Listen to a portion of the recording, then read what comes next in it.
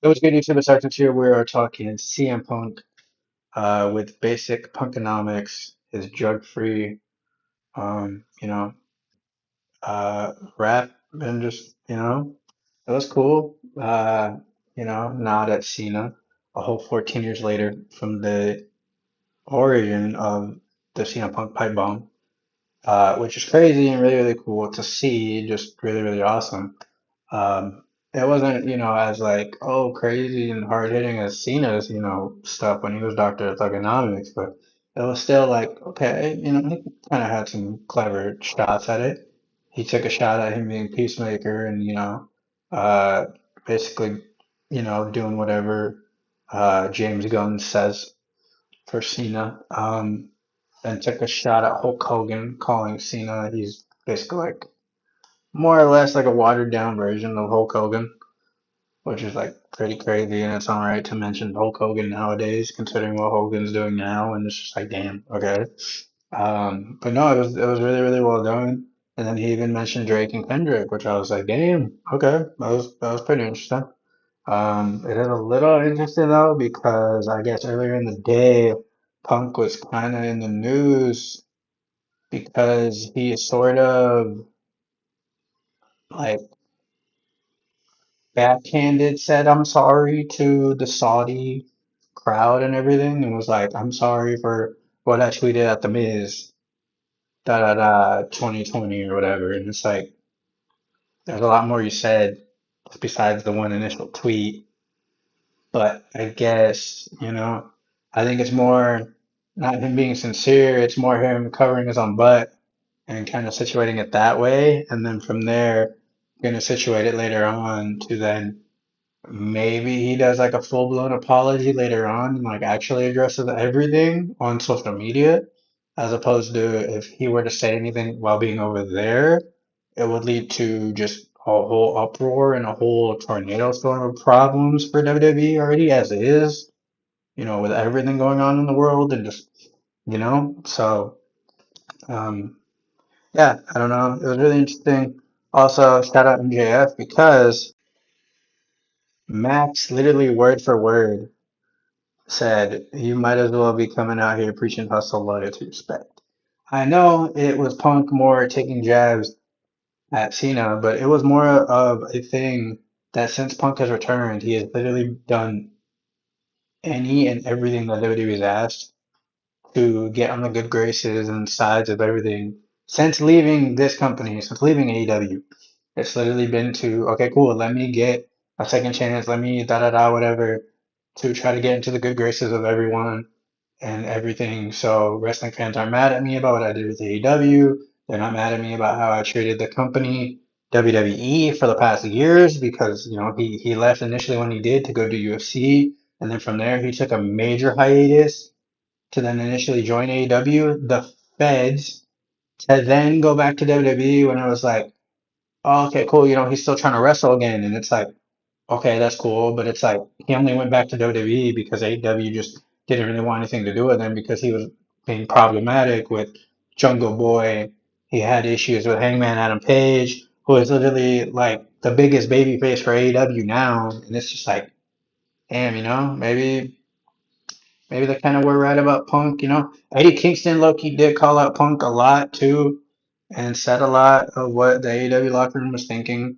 Um, guys like Kingston, guys like Hanger, guys like, dude, I'll say it, dude, Jungle Boy.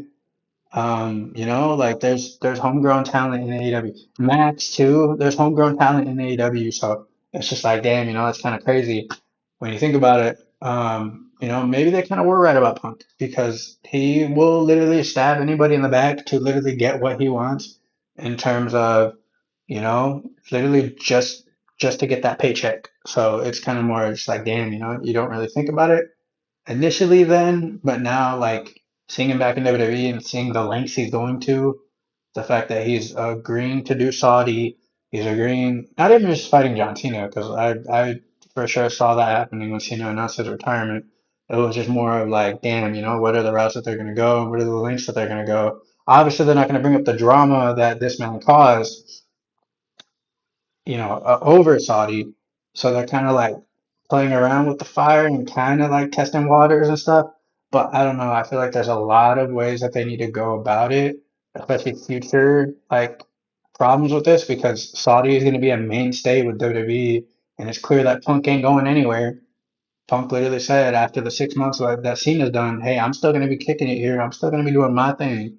I'm still going to be having fun and, being my drug-free self, straight edge self and all that. So I think there needs to be a bigger discussion in terms of how Punk needs to handle stuff going forward, just within WWE and just as a wrestler and just himself. Like I think he owes a genuine apology to everybody involved in Saudi and just not like some backhanded, oh, I'm sorry to a fan when a fan was like, hey, are you gonna say sorry for what you did in 2020 or whatever when you badmouth Saudi when it's like there's so much more worse stuff that he said that just wasn't mentioned and just isn't brought up. But yeah, I don't know. That's pretty much it. Just my thought process on the whole uh, anniversary of the pipe bomb. See the literal anniversary right here. Max literally said it word for word that this ain't the first time that Punk is gonna take certain shots and subtle jabs at a person's career to get ahead and in terms of whatever. Obviously, I get it. It's story wise, it works with the story that's going on with John Cena, and it worked back then against Hardy. But it's just more of a situation where you need to draw that line. And I feel like for Punk, like the way Cena called him out, Cena said, "You're a hypocrite. You're a bullshitter. You don't try to appease the fans. You try to just work your way and maneuver and da da da, and just literally like it's all for you. You're literally a money seeking, attention grabber, and that's literally what CM Punk is now. And it's just like he called him a capitalist last week when he dropped his own pipe bomb for Cena. So it's like Cena spitting facts, MJF spitting facts, Eddie Kingston was spitting facts, Moxley was spitting facts, Hanger was spitting facts. Like, dude, there's so many variables and stuff that just play a factor into what CM Punk is now. And it's just like I don't really think that takes away from his in-ring ability. It's just more in terms of him as a person. I've lost a lot of respect for what CM Punk stands for and just everything altogether. Um, but no, like wrestling aside, I'm happy that he's back. I'm happy that what he's doing for the company, I think it's cool. It's just it is what it is nowadays. But yeah, sorry for ranting for almost 8 minutes.